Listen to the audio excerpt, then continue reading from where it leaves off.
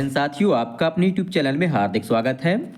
साथियों, जैसा कि आप जानते हैं, दिनांक 30 अप्रैल 2024 दिन मंगलवार को उत्कृष्ट विद्यालय ऑब्लिक मॉडल स्कूल प्रवेश परीक्षा 2024 आयोजित की जा चुकी है।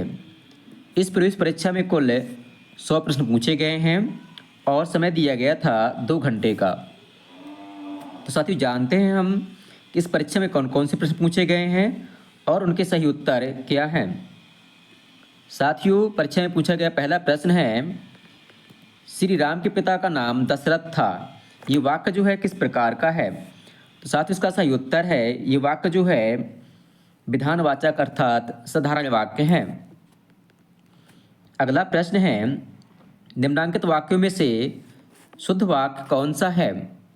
तो साथियों, इसका सही उत्तर है ऑप्शन पहला, आप सकुशल होंगे। अगला प्रश्न है, धीरज का तत्सम शब्द क्या है? तो साथियों, जो धीरज का तत्सम होता है ये धैर्य होता है, अर्थात इसका सही उत्तर है ऑप्शन डी। अगला प्रश्न है, नौ नभ के नौ बिहान वृंद को पंक्ति में कौन सा अलंकार है? साथियों, जैसा कि आप जानते हैं, जहाँ पर एक ही वर्ण की आवृत्ति बार बार होती है वहाँ पर अनुप्रास अलंकार होता है। यहाँ पर जो है नावर्ण की आवृत्ति बार बार हो रही है, इसलिए यहाँ पर अनुप्रास अलंकार होगा। इस प्रकार से हमारा सही उत्तर होगा ऑप्शन बी, अनुप्रास अलंकार। अगला प्रश्न है, हिंदी को राजभाषा का दर्जा कब मिला था? साथियों, जो हिंदी भाषा है इसको राजभाषा का दर्जा 14 सितंबर 1949 को मिला था। अगला प्रश्न है, प्रकाशित शब्द में प्रत्यय कौन सा है? तो साथियों, जो प्रकाशित शब्द है इसमें जो है प्रत्यय है इत प्रत्यय। अगला प्रश्न है, सही वर्तनी कौन सी है? तो साथियों, जो सही वर्तनी है ये है ऐतिहासिक। अगला प्रश्न है, महेश शब्द का पर्यायवाची शब्द इनमें से कौन सा नहीं है? साथियों, जैसे कि आप जानते हैं, महेश जो भगवान शंकर का पर्यायवाची होता है और भगवान शंकर के पर्यायवाची होते हैं भूतनाथ, त्रिलोचन, पशुपति। और जबकि जो श्रीपति है ये भगवान विष्णु का पर्यायवाची होता है। इस प्रकार से हमारा सही उत्तर होगा ऑप्शन सी, श्रीपति। अगला प्रश्न है, सिर घोट मोट पर चुटिया थी लहराती, थी तोंद लटक कर घुटनों को छू जाती। सिर घोट मोट पर चुटिया थी लहराती, थी तोंद लटक पर कर घुटनों को छू जाती। इनमें कौन सा रस है? साथ इसका सही उत्तर है ऑप्शन ए, हास्य रस। अगला प्रश्न है, लाल टमाटर बहुत स्वादिष्ट होते हैं में विशेष क्या है? लाल टमाटर बहुत स्वादिष्ट होते हैं में विशेष क्या है? साथियों, आप जानते हैं कि जिन शब्दों की विशेषता बताई जाती है उन्हें विशेष कहते हैं और जो विशेषता बताते हैं उन्हें कहते हैं विशेषण। तो यहाँ टमाटर विशेष है और लाल जो है विशेषण है। इस प्रकार से इसका सही उत्तर होगा ऑप्शन ए, टमाटर। अगला प्रश्न है, अधिकरण कारक की विभक्ति क्या है? साथ इसकी विभक्ति है में और पर, अर्थात ऑप्शन ए। अगला प्रश्न है, धुआंधार जलप्रपात किस नदी से संबंधित है? साथियों, जैसा कि आप जानते हैं, जो धुआंधार जलप्रपात है ये जबलपुर में स्थित है और जबलपुर में जो है नर्मदा नदी प्रवाहित होती हैं। अगला प्रश्न है, कृतज्ञ शब्द का विलोम क्या होता है? तो साथियों, जो कृतज्ञ शब्द है इसका अर्थ होता है उपकार मानने वाला और जो कृतज्ञ होता है इसका अर्थ होता है उपकार न मानने वाला। इस प्रकार से हमारा सही उत्तर होगा ऑप्शन बी, कृतज्ञ। अगला प्रश्न है, ऊधव को न लेना न माधव का देना लोकोक्ति का अर्थ क्या होता है? साथ इसका अर्थ होता है अपने काम से काम रखना, अर्थात ऑप्शन सी सही है। अगला प्रश्न है, रामचरितमानस किसकी रचना है? साथ इसका सही उत्तर है ऑप्शन ए, गोस्वामी तुलसीदास जी की। अगला प्रश्न है, अब जो अंग्रेजी भाषा के प्रश्न शुरू होते हैं, तो अंग्रेजी भाषा का पहला प्रश्न है, माई ब्रदर इज एसडीओ। तो यहाँ पर आपको जो है जो आर्टिकल्स होते हैं उनका प्रयोग करके बताना है कि यहाँ पर किसका प्रयोग होगा। तो साथ ही उसका सही उत्तर है ऑप्शन सी, एन का। अगला प्रश्न है, pick the odd word out, अर्थात जो सबसे अलग है उसको हमें अलग करना है। तो पिक्चर है, पोर्ट्रेट है और फोटो है, ये लगभग एक ही चीज़ होती हैं और फ्रेम अलग होता है, अर्थात पिक्चर, पोर्ट्रेट और फोटो को फ्रेम में लगाया जाता है। इस प्रकार से हमारा सही उत्तर होगा ऑप्शन डी, फ्रेम। अगला प्रश्न है, गिव द प्लूरल ऑफ टबेलो, अर्थात टबेलो का जो है बहुवचन क्या है। इसका अर्थ होता है झांकी, तो इसका बहुवचन होता है टेबलेक्स, अर्थात झांकियाँ। अगला प्रश्न है, प्रोवाइड द एंटोनोम ऑफ सैंग्विन, इसका अर्थ होता है आशावादी होना। तो आशावादी का विलोम क्या होता है? तो इसका अर्थ होता है, विलोम होता है निराशावादी, अर्थात पिस्मेटिक। अगला प्रश्न है, which one is the preposition, इनमें से जो है प्रीपोजिशन कौन सा है? तो आप जानते हैं इनटू जो है प्रीपोजिशन है, इसलिए इसका सही उत्तर होगा ऑप्शन बी, इनटू। अगला प्रश्न है, which of the following is a meaningful sentence, अर्थात इनमें से कौन सा अर्थपूर्ण वाक्य है? तो साथियों इसका सही उत्तर होगा option D, I will a beautiful dress for my self, अर्थात मैं अपने खुद के लिए एक सुंदर ड्रेस खरीदूंगा, अर्थात खरीदूंगी। अगला प्रश्न है, rearrange the following word to make a meaningful sentence, अर्थात जो ये वर्ड दिए गए हैं इनको हमें रीअरेंज करना है और एक जो है अर्थपूर्ण वाक्य बनाना है।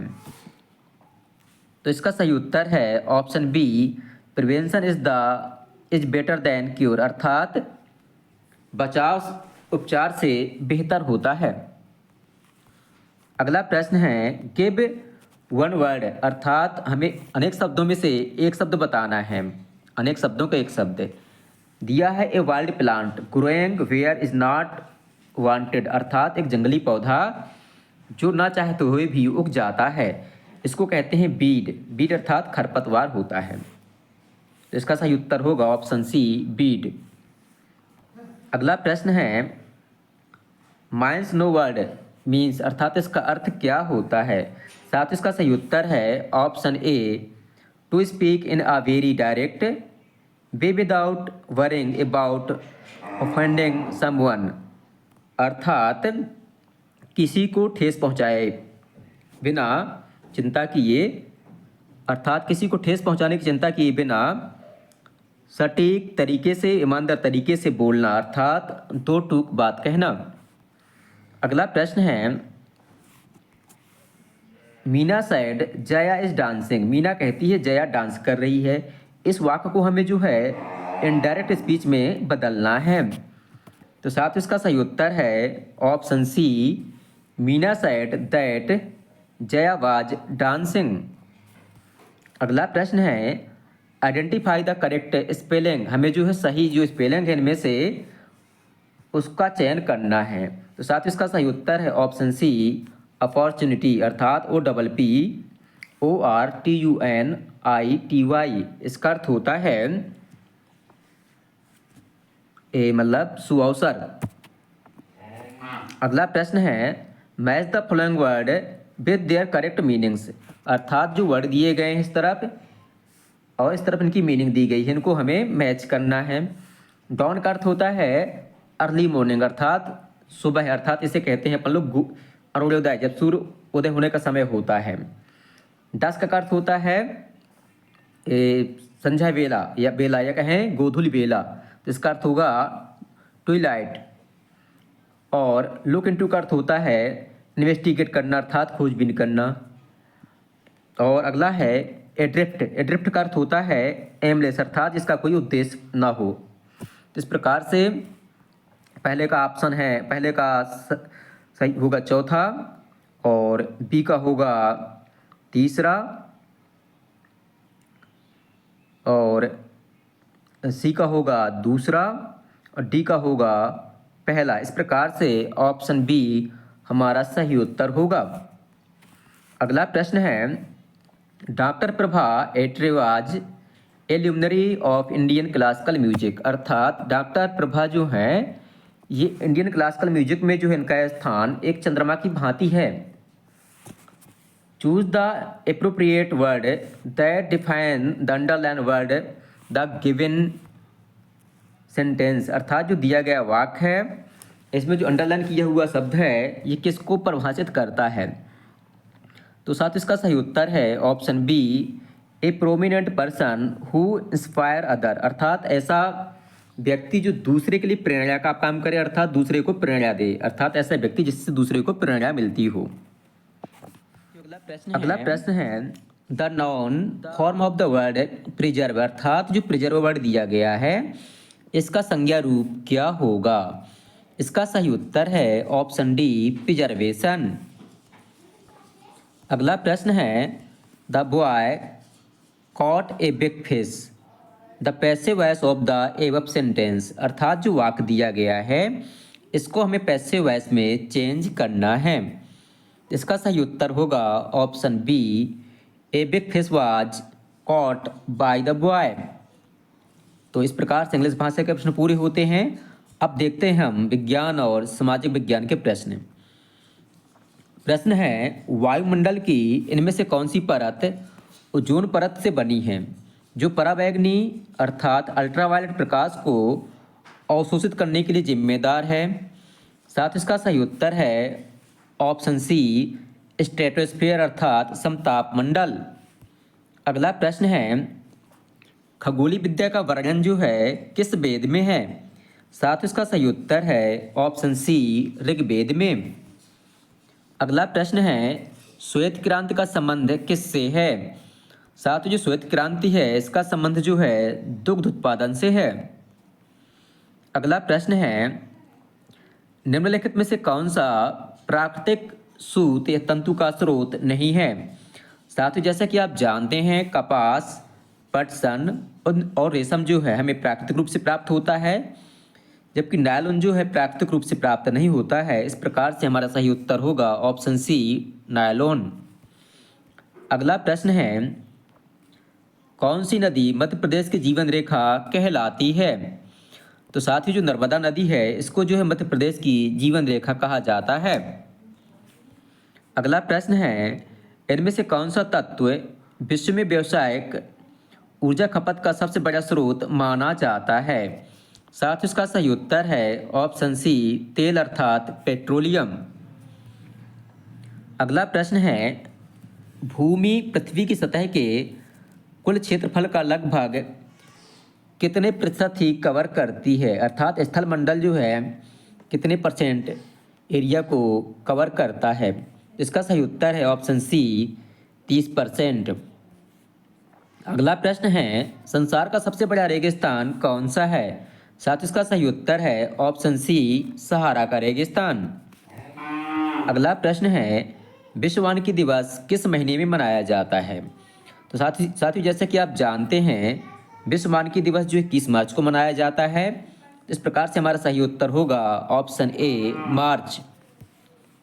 अगला प्रश्न है कौन सी औषधि चाय कॉफ़ी के पौधे के स्रोत से संबंधित है। साथ इसका सही उत्तर है ऑप्शन बी, कैफीन। अगला प्रश्न है निम्न में से कौन सा जैविक है, अर्थात किसमें जीवन पाया जाता है। साथ इसका सही उत्तर है ऑप्शन ए, पौधों में। अगला प्रश्न है मध्य प्रदेश का सबसे बड़ा राष्ट्रीय उद्यान कौन सा है। साथ इसका सही उत्तर है ऑप्शन ए, कान्हा राष्ट्रीय उद्यान, जो कि मध्य प्रदेश के मंडला जिले में स्थित है। अगला प्रश्न है वायुमंडल में CO2 की प्रतिशत मात्रा कितनी होती है, अर्थात कार्बन डाइऑक्साइड की मात्रा कितनी होती है। साथ इसका सही उत्तर है ऑप्शन बी, 0.03%। अगला प्रश्न है निम्नलिखित में से किसको कई बार पुनर्चक्रित किया जा सकता है। साथियों हमारे अनुसार इसका सही उत्तर है ऑप्शन बी, प्लास्टिक, परंतु एल्युमिनियम भी इसका उत्तर हो सकता है। आप जो है जब मंडल द्वारा जो उत्तर सीट आएगी राज्य शिक्षा केंद्र द्वारा उससे आप मिला सकते हैं, अभी आप प्लास्टिक मानकर ही चलें। अगला प्रश्न है इनमें से किस वर्ष में वन संरक्षण अधिनियम को संशोधित किया गया था। तो साथियों इसका सही उत्तर है ऑप्शन बी 1988 में। अगला प्रश्न है एकलव्य अवार्ड खेल पुरस्कार कौन सा राज्य देता है? तो साथियों इसका सही उत्तर है ऑप्शन बी मध्य प्रदेश राज्य। अगला प्रश्न है पधाई क्या है? साथियों जो पधाई होता है ये बुंदेलखंड का लोक नृत्य होता है। अगला प्रश्न है भारत का क्षेत्रफल विश्व के कुल क्षेत्रफल का कितने % है? इसका सही उत्तर है ऑप्शन ए 2.4%। अगला प्रश्न है भारत के पड़ोसी देशों में किस देश का जनसंख्या घनत्व भारत से अधिक है? साथ इसका सही उत्तर है ऑप्शन ए बांग्लादेश का।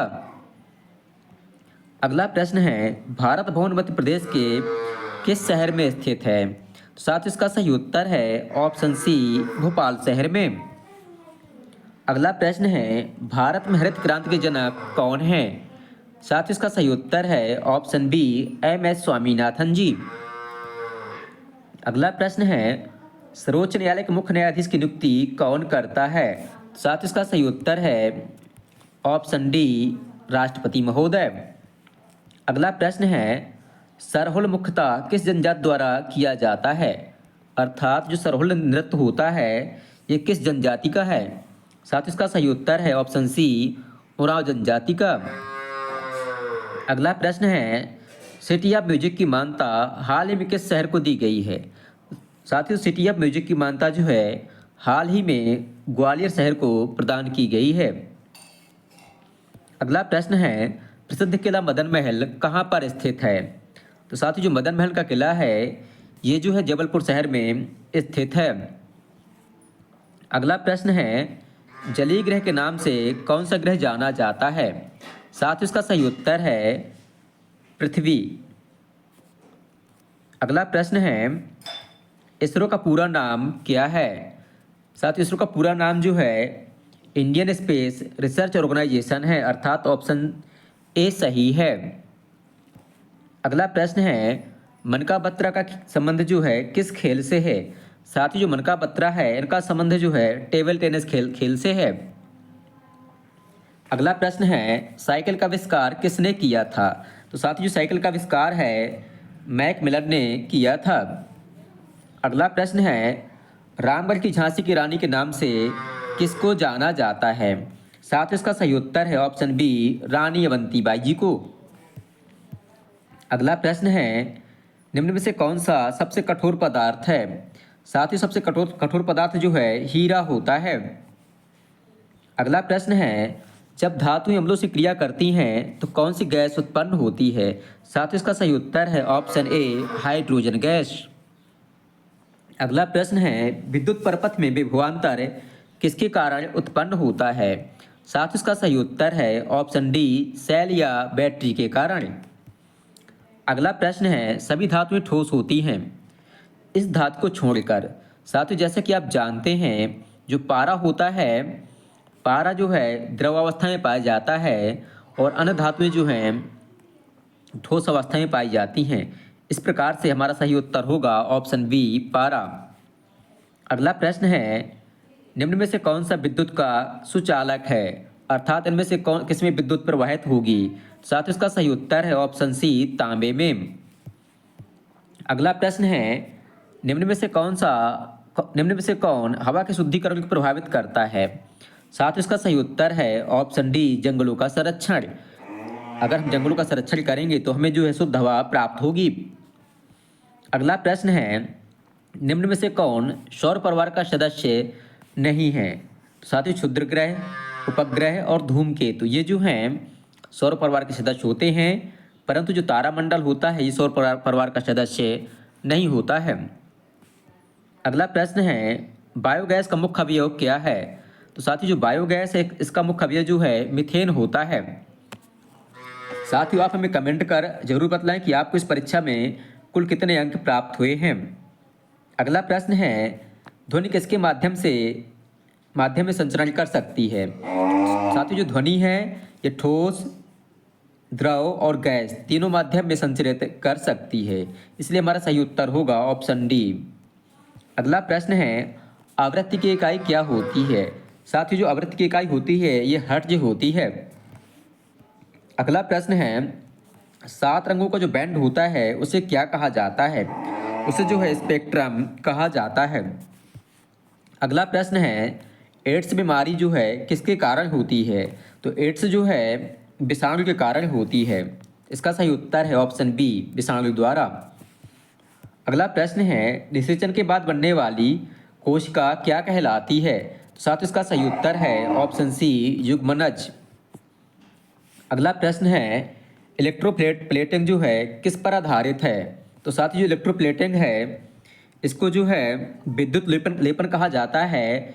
ये जो है विद्युत के रासायनिक प्रभाव पर आधारित है। अगला प्रश्न है, मिट्टी को ढीला करने की प्रक्रिया क्या कहलाती है? साथ इसे जो है जुताई कहा जाता है। अगला प्रश्न है, मानव नेत्र द्वारा पढ़ने के लिए सर्वाधिक सुविधाजनक दूरी क्या होती है? साथ इसका सही उत्तर है ऑप्शन ए, 25 सेंटीमीटर। अगला प्रश्न है, मलेरिया उत्पन्न करने वाले प्रोटोजोआ का वाहक कौन सा है? तो साथियों, आप जानते हैं कि जो मादा एनाफिलीज मच्छर होती है ये मलेरिया का वाहक होती है। तो इस प्रकार से इसका सही उत्तर है ऑप्शन डी। अगला प्रश्न है, आपतन कोण परिवर्तन कोण के बराबर होता है। इसका सही उत्तर है ऑप्शन ए, सदैव।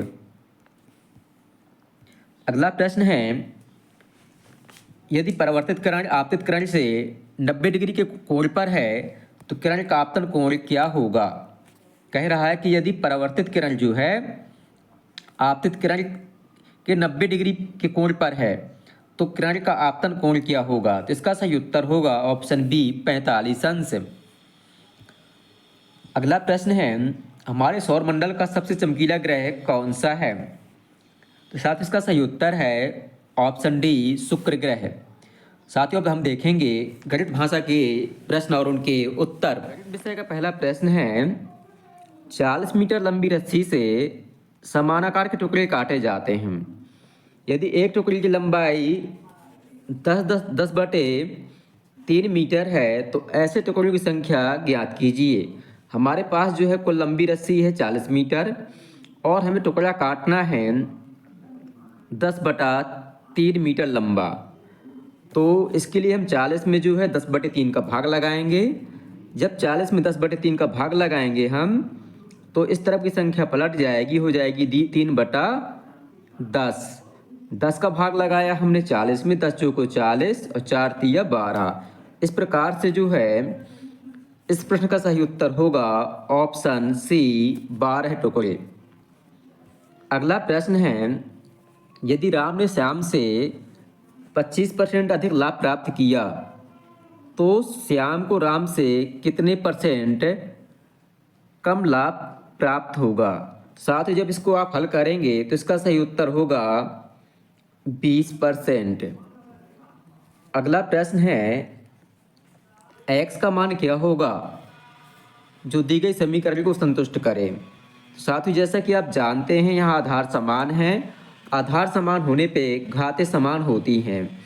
जब घातें समान होंगी तो यहाँ x + 1 + 5 बराबर हो जाएगा 7 के। तो यहाँ ये हो जाएगा x + 6 बराबर हो जाएगा 7 के। उस तरफ जाएगा तो ये हो जाएगा माइनस, अर्थात x बराबर हो जाएगा 7 - 6 अर्थात 1। इस प्रकार से x का मान आ जाएगा 1।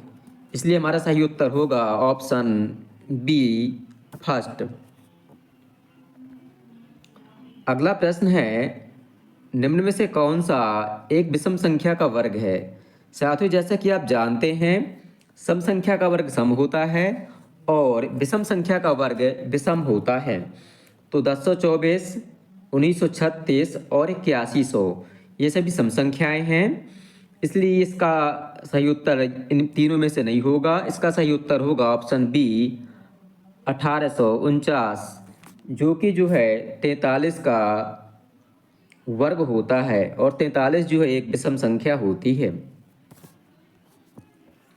अगला प्रश्न है, नीचे दिए गए समलंब चतुर्भुज ABCD में x का मान क्या होगा? जहां AB समांतर है CD के, अर्थात ये जो है एक प्रकार का समलंब चतुर्भुज है। समलंब चतुर्भुज में आप जानते हैं कि जो आसन्न कोण होते हैं इनका जोड़ जो है 180 अंश होता है। इसलिए जो है x माइनस 20 धन x प्लस 40 ये बराबर हो जाएगा 180 अंश के। तो 20 और 40 यहाँ है, यहाँ माइनस का 20 है, यहाँ प्लस का 20 40 है। तो 40 में माइनस का 20 घटाया तो ये हो जाएगा 20 और x मिलकर हो जाएंगे 2x और धन 20 बराबर हो जाएगा 180 अंश। और इस प्रकार से 2x बराबर हो जाएगा 180 माइनस 20 यह आ जाएगा 160। तो 2x बराबर हुआ 160, तो x बराबर हुआ 160 बटा 2 अर्थात 80 अंश। इस प्रकार से x का मान होगा 80 अंश। इसलिए हमारा सही उत्तर होगा ऑप्शन सी। अगला प्रश्न है, ये त्रिभुज दिया गया है और इस त्रिभुज में बाह्य कोण दिए गए हैं। यहाँ 125 है, यहाँ 125 है। हमें x का मान पता करना है। इसमें जो है इस त्रिभुज में हमें x का मान पता करना है। साथ ही जैसे कि आप जानते हैं जो त्रिभुज के बाहरी कोण होते हैं इनका जोड़ जो है 360 होता है। इसलिए 125 धन 125 धन x बराबर हो जाएगा 360 के। इन दोनों का जोड़ हो गया 250, 250 धन x बराबर 360 और x बराबर हो जाएगा 360 माइनस 250। इस प्रकार से इसका सही उत्तर होगा 110 अंश। इसलिए इस प्रश्न का सही उत्तर होगा ऑप्शन सी 110 अंश। अगला प्रश्न है, 90 रुपए का एक पेन खरीदा और उसे 100 रुपए में बेच दिया, तो बताइए कितने % लाभ हुआ। तो सबसे पहले हम लाभ ज्ञात करेंगे। लाभ बराबर होता है विक्रय मूल्य माइनस क्रय मूल्य अर्थात 100 माइनस 90। तो लाभ आ गया हमारा 10 रुपये। अब जो हमें लाभ % पता करना है। लाभ % का सूत्र होता है लाभ बटा क्रय मूल्य। क्रय मूल्य हमारा 90 और गुणे 100। तो 0 से 0 कट जाएगा, 10 धाम 100 आ जाएगा, क्योंकि 100 बटा 9 अर्थात इसका सही उत्तर होगा 11 सही 1 बटा 9%। अगला प्रश्न है, दिया है अंडर रूट 5625 बराबर 75 हो तो under root 0.5625 plus under root 56.25 का मान क्या होगा। साथ इसका मान दिया है 75। तो हम जो है जो दिया गया है इसको हम इस प्रकार से लिख लेते हैं। क्योंकि यहाँ 4 अंक के बाद दशमलव है तो इसको हम इस प्रकार से लिखते हैं 5625 बटे 4 अंक के बाद दशमलव हो तो 10,000 का भाग हो जाएगा 10,000। यहाँ पर है 5625 और यहाँ 2 अंक के बाद दशमलव है तो यहाँ अंडर रूट हो जाएगा 100। तो साथ ही जहाँ 5625 लिखा है वहाँ हम लिख देंगे 75 और इसका वर्गमूल आ जाएगा 100 और इसका वर्गमूल आ जाएगा 10। इस प्रकार से जो हो जाएगा 75 बटा 100 और ये हो जाएगा 75 बटा 10। अब इनका हम एलसीएम लेते हैं, आएगा 100 का भाग लगाया, 100 में 1 आया, 1 का गुणा 75 से किया 75, 10 का भाग 100 में लगाया 10 आया, 10 का गुणा 75 से किया आया 750, जोड़ेंगे आएगा 825 बटा 100। 825 में 100 का भाग लगाएंगे तो 2 अंक के बाद दशमलव लग जाएगा। इस प्रकार से हमारा सही उत्तर होगा ऑप्शन ए 8.25। अगला प्रश्न है, आज से 15 वर्ष पश्चात रवि की आयु आज की आयु की 4 गुनी होगी, तो बताइए रवि की आज की आयु क्या है। मान लेते हैं कि रवि की आज की आयु x वर्ष है। 15 वर्ष पश्चात अर्थात 15 जोड़ देंगे, आज की आयु की 4 गुनी हो जाएगी। आज की आयु है 4x माना है हमने, तो हो जाएगा 4x। इस x को हम उस तरफ ले जाएंगे तो 4x में 1x माइनस हो जाएगा, ये बचेगा 3x बराबर 15 है, तो x बराबर हो जाएगा 15/3 अर्थात 5 वर्ष। इसको हम अंदाज लगा के भी हल कर सकते हैं, जैसे कि यहाँ 5 दिया गया है, 15 वर्ष बाद जो है ये हो जाएगा 20 और आज की आयु की 4 गुनी हो जाएगी। इस प्रकार से इसको हल कर सकते हैं। अगला प्रश्न है संख्याओं 2/5, 1/10, 24/25 और 3/7 में से कौन सी अशांत दशमलव है। जैसे कि आप अशांत दशमलव जानते हैं कि हम ऊपर की संख्या को नीचे की संख्या से भाग लगाएं तो उसका अंत ना हो, अर्थात अनावर्ती दशमलव रहे, आवर्ती दशमलव रहे। ठीक है, तो आप जानते हैं कि जिस संख्या के हर में जो है 2 गुणे 5 के रूप में गुणज होते हैं वे दशमलव शांत होते हैं, और जिनके बटे में 1, 3, 7 इत्यादि संख्याएं होती हैं वे अशांत दशमलव होती हैं। तो इस प्रकार से इसका सही उत्तर होगा 3/7। तो इसलिए इसका सही ऑप्शन है ऑप्शन डी 3/7। अगला प्रश्न है x का वह मान जो निम्नलिखित समीकरण को संतुष्ट करता है। तो हम इसमें करते हैं क्या है, तिर्यक गुणा कर देते हैं, 8 का गुणा कर देते हैं इससे और 3 का गुणा कर देते हैं इससे। तो 8 का गुणा ऊपर से करेंगे हम, तो ये हो जाएगा 8x - 8 बराबर 2 तिया 6x 3 त्रिकाई 9। 8x ये है, 6x ये इस तरफ आएगा तो घट जाएगा, ये हो जाएगा 2x। ये माइनस का 8 है उस तरफ जाएगा तो प्लस का हो जाएगा, 8 और 9 हो जाएगा 17 है, तो x बराबर हो जाएगा 17/2। इस प्रकार से इस प्रश्न का सही उत्तर होगा ऑप्शन बी 17/2। अगला प्रश्न है एक बेलन का व्यास उसकी ऊंचाई के बराबर है तो बेलन का आयतन क्या होगा।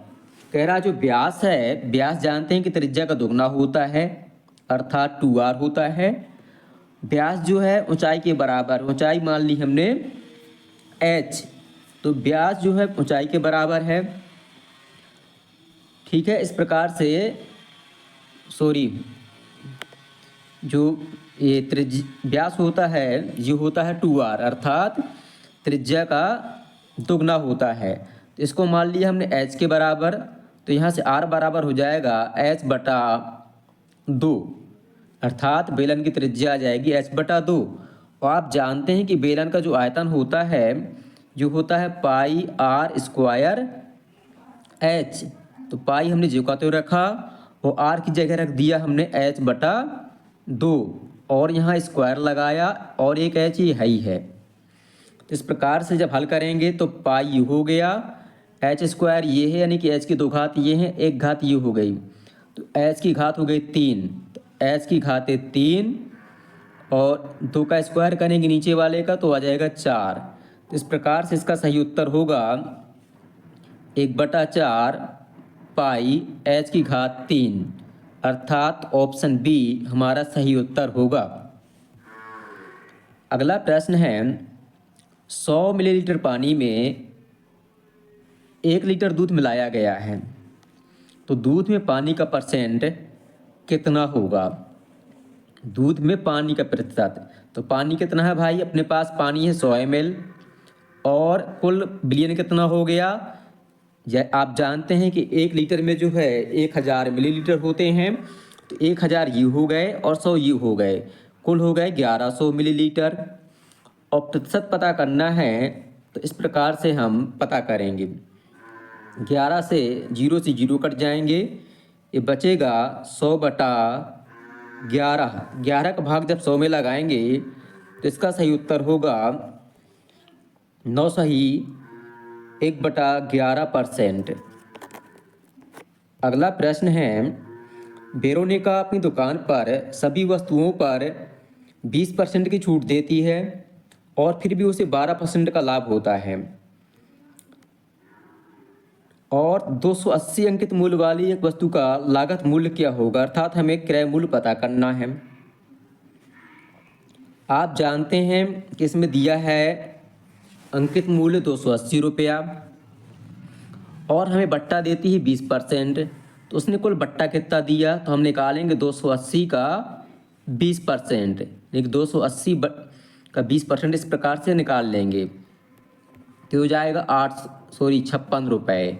अर्थात अगर किसी वस्तु का अंकित मूल्य 280 रुपया है और 20% बट्टा दिया जाता है, अर्थात हमें कुल 56 रुपये की छूट दी जाती है।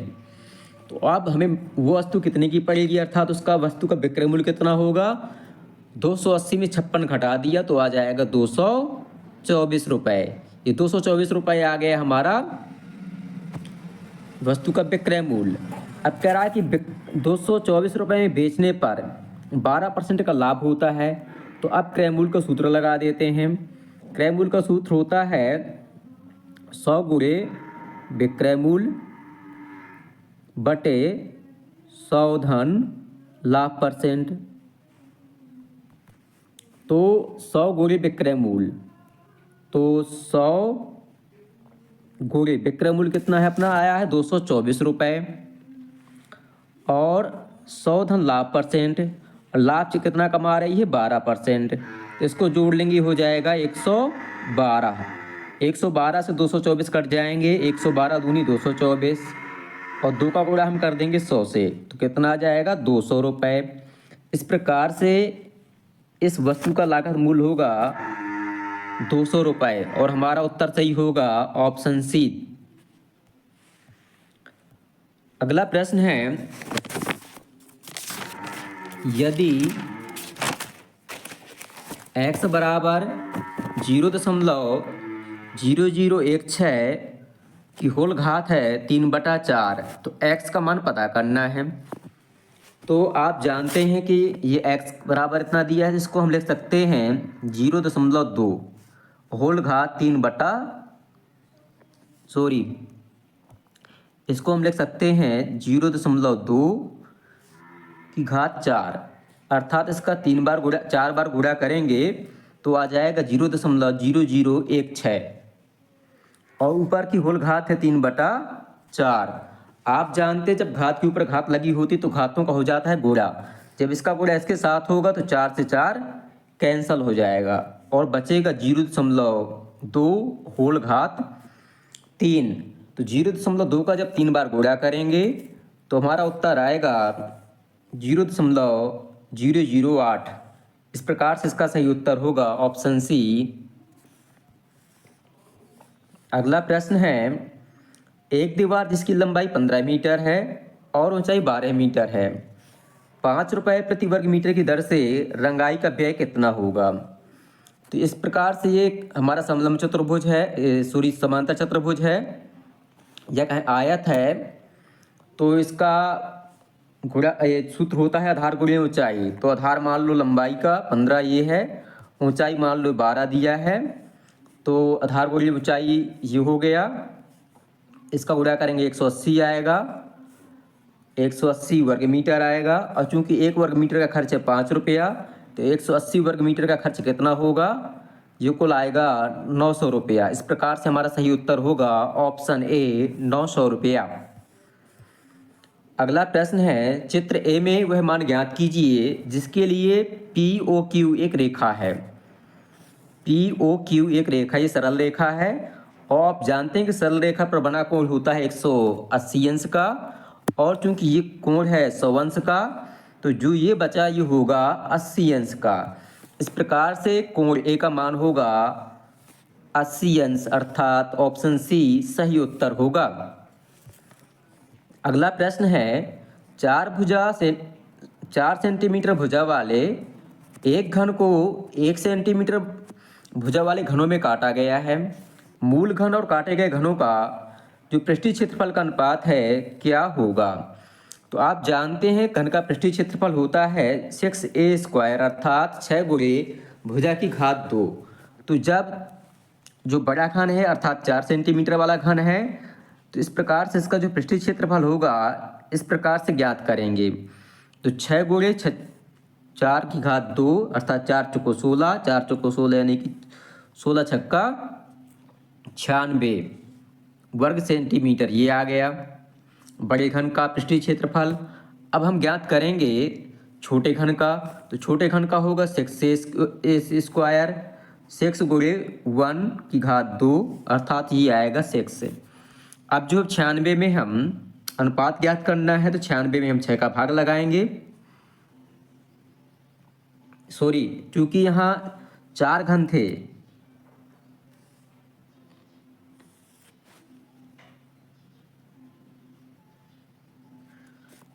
भाई 4 सेंटीमीटर वाले घन है भुजा वाले, इसको हमने काटा है 1 सेंटीमीटर भुजा वाले घनों में, तो 4 घन हो जाएंगे।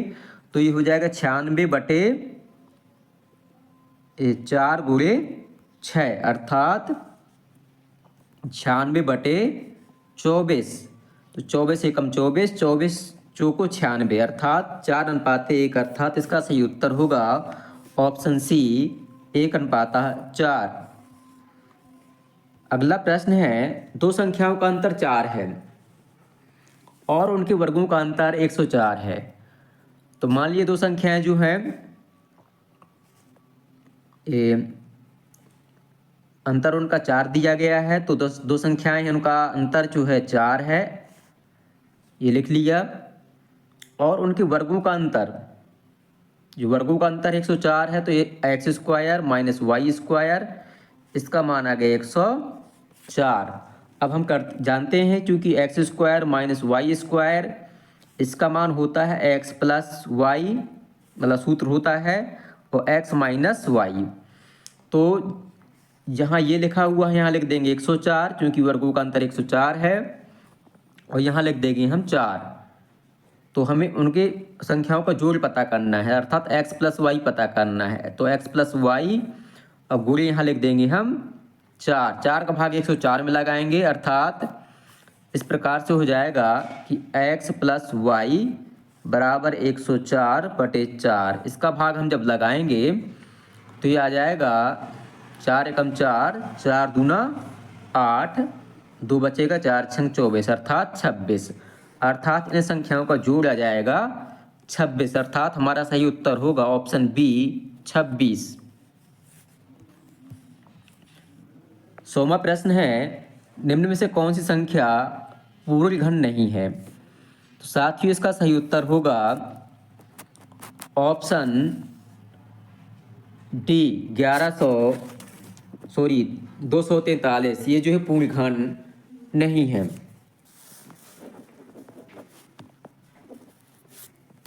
और 64 जो है आप जानते हैं ये 4 का घन होता है, ये जो है 9 का होता है, और ये जो है 11 का घन होता है। इस प्रकार से इस परीक्षा में पूछे गए गणित भाषा के प्रश्न पूरे होते हैं। आप जो हमें कमेंट कर जरूर बतलाएं कि आपको इस परीक्षा में कुल कितने अंक प्राप्त हुए हैं। आपको वीडियो पसंद आया हो तो वीडियो को लाइक करें, अपने साथियों के साथ शेयर करें और हमारे चैनल को सब्सक्राइब करना बिल्कुल भी ना भूलें। धन्यवाद।